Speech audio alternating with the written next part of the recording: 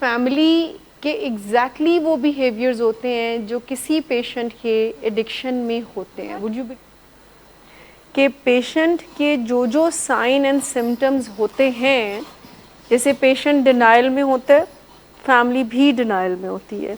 Patient poor communication के साथ होता है, फैमिली भी पुअर कम्युनिकेशन के साथ होती है।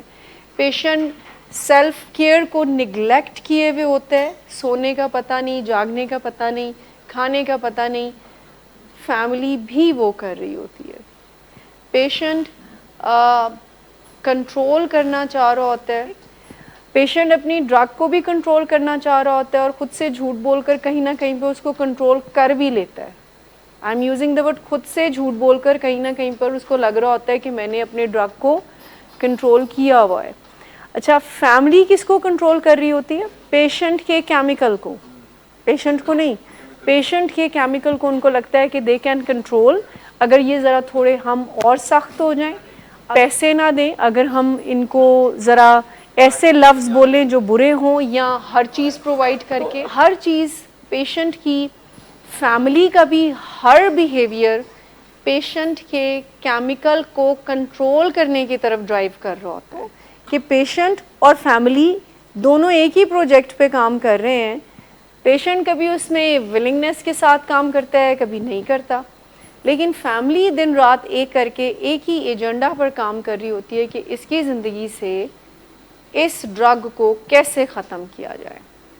सिर्फ single most important agenda family का ये होता है कि हम अब सब बातें मानते हैं, अब हम इसकी कोई बात नहीं मानेंगे, बट दोनों ही सूरतों में मसला हल नहीं हो रहा होता। अब पेशेंट को, फैमिली को देखकर ये लगता है कि अब मैं क्या करूं कि इनके सवालों से बच जाऊं। हमारे एक पेशेंट है तो वो कहते थे कि मेरे पेरेंट्स को डॉग से बहुत एलर्जी थी, तो जब मैं रात को लेट आता था तो मैं अपना डॉग अपने साथ लेकर आता था अपने रूम में ताकि मुझसे सवाल ना हो। सो ये एक जो ताल्लुक़ है, क्या ये ताल्लुक़ होता है? फिर पेशेंट को लगता है कि फैमिली अगर मेरी बात मान रही है तो वो मेरी फैमिली है, अगर वो मेरी बात नहीं मानती तो वो किसकी फैमिली है? किसी और की। कि आप बदल गए हैं, ठीक। पेशेंट, अब ये सारे सिम्टम्स, जितना भी कोई हमारा जो आपको हेल्प करने का सिंगल मोस्ट इम्पॉर्टेंट जो हमारा गोल है वो ये है कि आप इस तरह से इस प्रोजेक्ट को लेके चलें कि आपकी अपनी फिज़िकल, मेंटल, स्पिरिचुअल हेल्थ इससे शेडो ना हो, इससे मुतासिर ना हो। अब ये कोई बहुत मुश्किल काम है कि जब गुस्से से ये मसला ठीक नहीं हुआ, जब आपके तरले मिन्नतों से ये मसला ठीक नहीं हुआ, आपके चुप रहने से ये मसला ठीक नहीं हुआ, तो कोई ना कोई तरीका तो होगा ना जिससे मसला हल होता होगा। और उस मसले के हल को सीखने के लिए हम आपको यहाँ पर बुलाते हैं। फैमिली का लाजमी पार्ट बनना इसलिए नहीं होता है कि हम चाहते हैं कि आपकी वजह से आपका लव्ड वन आता रहे। फैमिली के ज़हन में कभी ना कभी आउटडोर पे ये होता है कि अच्छा चले मैं जाऊंगी, मैं इसको लेकर आता हूँ या लेकर आती हूँ। नो, फैमिली को हम बुलाते हैं उनकी हेल्प के लिए। सो फैमिली की हेल्प क्या है कि आप अपने आप को सेहतमंद रखते हुए अपने लव्ड वन की हेल्प करें। लेकिन फैमिली का सबसे पहले डिनाइल उनको हकीकत को समझने नहीं देता। देखिए, डिनाइल से मुराद ये है खुद फरेबी में रहना। फैमिली का भी डिनाइल होता है, ठीक। हम बार बार आपसे कह रहे होते हैं कि एडिक्शन और psychiatric problem is a physical disorder, ऐसे ही है, ये एक जिस्मानी बीमारी है, ठीक है, जिसमें आपकी नफ्सियात, जिसमें आपके ताल्लुकात, जिसमें आपकी रूहानी सेहत ख़राब भी होती है और as a result character defects भी पैदा होते हैं। क्या इस बात को फैमिली ग्रेसफुली मानती है? इस हकीकत जानती है कि ये एक बीमारी है और इस बीमारी की अलामतों में झूठ बोलना एक अलामत। एक फैमिली के लिए ये इतना मुश्किल काम है कि एक बीमारी को और अपने लव्ड वन को अलग अलग देखना। कभी डिनाइल मैनेजमेंट में जंप कर जाता है, कभी पुअर कम्युनिकेशन कर जाती है, कभी इमोशनल इंस्टेबिलिटी कर जाती है, कभी आपके लव्ड वन आप समझ रहे होते हैं कि बहुत अब आगे बढ़ गए हैं लेकिन याद आता है कि नहीं अभी हम आगे नहीं बढ़े। सो फैमिली भी एक डिनाइल में होती है। डिनाइल का मतलब खुद फरेबी में होना। मैं बार बार खुद फरेबी का लफ्ज़ यूज़ कर रही हूँ, जिसका मतलब ये है कि आप कोई ना कोई झूठ अपने आप से बोलकर सिचुएशन की तकलीफ़ को कम कर सकते हैं। यानी किसी ना किसी झूठ को हम अपने आप से बोलते हैं। ये कॉन्शियसली, ज़्यादातर अनकॉन्शियसली होता है कि हम कोई ना कोई तसल्ली भरा जुमला, कोई ना कोई ऐसी जस्टिफिकेशन, कोई ना कोई वजह देकर अपने आप को उस तकलीफ़ से बचा लेते हैं। और फैमिली कौन कौन से तसल्लियाँ अपने आप को दे सकती है, इसका मसला जो एग्जैक्टली पेशेंट देता है, एग्जैक्टली जो पेशेंट अपने आप को तसल्ली देता है ना, वो फैमिली भी देती है। इसका मसला इतना ज़्यादा नहीं है, बाकियों का ज़्यादा है। मुझे मेरी तरबियत पे बहुत ज़्यादा कॉन्फिडेंस है। ये मेरा लव्ड वन है, ये ऐसा नहीं था, ये ठीक हो जाएगा, हम इसको एक और मौका देते हैं। ये आप सोचते हैं, ऐसा नहीं होता। ये एक खुद फरेबी का जाल है जिसमें फैमिली अपने आप को रख रही है। मैं इसलिए ये बात topic I have decided to discuss today कि इस वजह से फैमिली की जो तकलीफ़ बढ़ना शुरू हो जाती है तो फिर वो ऐसे फैसले करती है जो उनके और पेशेंट के अगेंस्ट जाते हैं। खुद फरेबी की वजह से फैमिली इलाज में नहीं लाती पेशेंट को। खुद फरेबी होती है ना, डिनाइल ही होता है, क्योंकि उसको लगता है कि अच्छा अब देर आर सो मैनी आप कह लें कि types of denial, there are so many types of denial. कभी कोई रीज़न दे देंगे, अच्छा इसकी ज़िंदगी में ये प्रॉब्लम इस वजह से है कि इसका ब्रेकअप हो गया था, या इसकी ज़िंदगी में ये प्रॉब्लम इस वजह से है कि इसके दोस्त अच्छे नहीं थे, या इसकी ज़िंदगी में ये प्रॉब्लम इस वजह से है कि फादर ने सही ट्रीट नहीं किया, फादर कह सकता है मदर ने सही तवज्जो नहीं दी, या इसकी ज़िंदगी में। अब ये रीज़न्स हैं जो एक पेरेंट या फैमिली मेम्बर का माइंड उस हकीकत को मानने से इनकार कर रहा है, क्योंकि उस हकीकत में तकलीफ़ है कि आपका लव्ड वन एक प्रॉब्लम में है और उसको इलाज की ज़रूरत है, किसी और चीज़ की ज़रूरत नहीं है, किसी और चीज़ की ज़रूरत नहीं है, उसको सिर्फ इलाज की ज़रूरत है।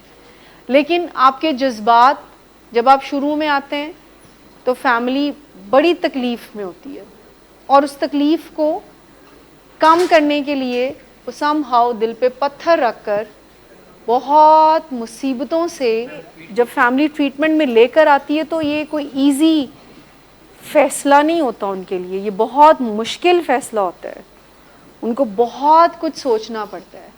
बट एट दी एंड जब वो इलाज में आ जाते हैं तो कुछ ही दिनों में उनकी तकलीफ़ कम होना शुरू हो जाती है। बज़ाहिर कुछ ही दिनों में उनका लव्ड वन उनको अच्छी शक्ल में नज़र आता है, हेल्दी नज़र आता है, माफ़ी मांगता हुआ नज़र आता है कि ये तो बहुत चेंज हो गया है, ये तो मुस्कुरा रहा है, ये तो मुझे सॉरी कह रहा है, ये तो अब आराम से बैठा हुआ है, ये तो ये कर रहा है।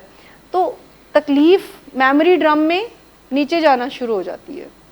अब आपको तकलीफ़ नज़र नहीं आती जिस तकलीफ़ की वजह से आप यहाँ पर आए थे। आहिस्ता आहिस्ता जब आप उनके अंदर जिस्मानी तौर पर बहुत सारी बेहतरी फ़ील करते हैं, उनका कॉम्प्लेक्शन, उनका वेट, उनका बातचीत का अंदाज़, ये बेहतरी आना शुरू हो जाती है। एक बात याद रहे प्लीज़, फैमिली का जो ताल्लुक़ अपने लव्ड वन से है, प्रोफेशनल्स का वो ताल्लुक़ फैमिली से नहीं होता। क्योंकि जो फैमिली का ताल्लुक़ अपने लव्ड वन से होता है वैसा ताल्लुक़ हमारा तो नहीं फैमिली से होता, प्रोफेशनल्स का तो नहीं होता आते। लेकिन एक बात, अगर एक प्रोफेशनल 10 दफ़ा एक फैमिली मेम्बर को कहेगा ना, 10 दफ़ा भी एक फैमिली मेम्बर को कहेगा, and more than 10 time all some time, तो पेशेंट एक दफ़ा कोई बात कहेगा ना, तो वेट में किसकी बात वजनी होगी। चाहे फैमिली को पता ही हो कि हमारा लव्ड वन हमें मैनिपुलेट कर रहा है।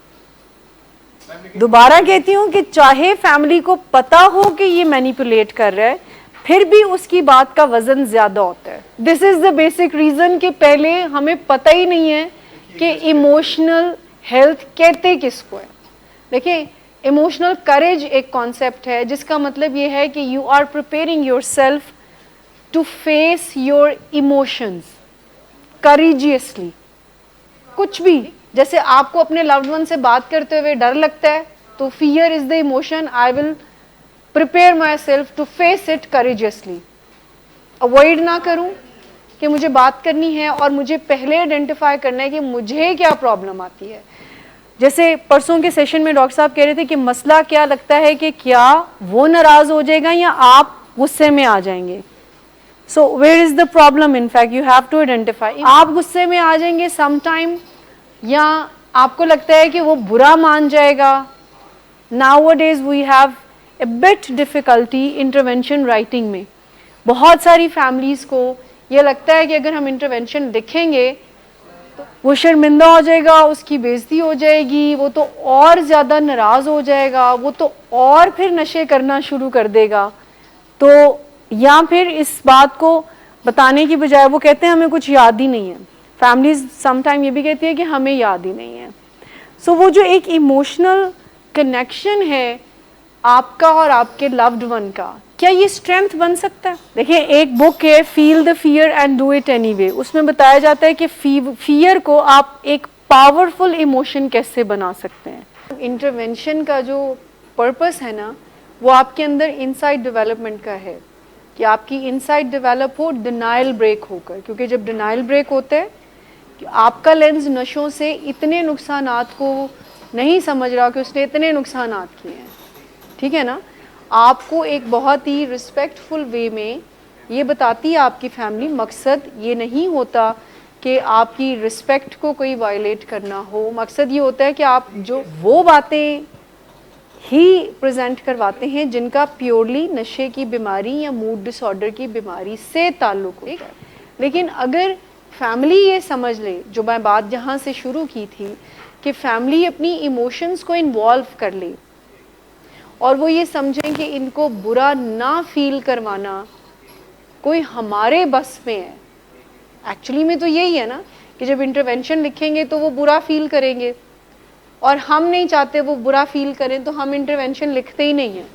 जब फिर हम उनको कह रहे होते हैं कि इसका प्रॉब्लम होगा, इसका कॉन्सिक्वेंस होगा, तो आप this is the treatment protocol and आपने इसको प्योरली ट्रीटमेंट प्रोटोकॉल से ही तौर पर लेना है। सो उसमें यह है कि फैमिली को ऐसे ही नहीं हम कहते कि आप अपने दिल की भड़ास निकाल लें, और फैमिली को जितना भी हम एजुकेट करें वो 100% इंटरवेंशन नहीं लिख सकती है, उनके लिए लिखना पॉसिबल नहीं होता है। लेकिन जो बात मैं आपसे कर रही हूँ फैमिली के रेफरेंस से, कि फैमिली की इमोशनल हेल्थ बहुत नेसेसरी है। फैमिली अपनी जज्बाती सेहत का क्या ख्याल रखते हैं, मिसाल के तौर पर अगर उनको आपसे या अपने लव्ड वन से बात करते हुए डर लगता है तो उस डर का कोई बंदोबस्त होता है। Good afternoon sir. Good afternoon. Sir एक क्लाइंट बहुत देर से आपका इंतज़ार कर रहे हैं। क्या तुम्हें किसने कहा था अपॉइंटमेंट देने को? सर कल शाम आप ही नहीं तो कहा था। झूठ बोलती हो तुम। मैंने तुम्हें कब कहा था? तुम सब झूठ बोलते हो मुझसे। शराब नोशी की वजह किरदार की खराबी नहीं, मूड की खराबी है। शराब नोशी कभी भी नशे की बीमारी में बदल सकती है। नशे की बीमारी हर स्टेज पर काबिले इलाज है। मदद हासिल कीजिए, क्योंकि वो ऐसा नहीं करेगा। विलिंग वेज से मदद हासिल कीजिए, कहीं से भी मदद हासिल कीजिए, लेकिन फौरी मदद हासिल कीजिए। जिस मुआवजे के इंतजार में आपने बहुत देर कर दी, अब वो दस्तक दे रहा है। मदद हासिल कीजिए, मदद हासिल कीजिए, मदद हासिल कीजिए।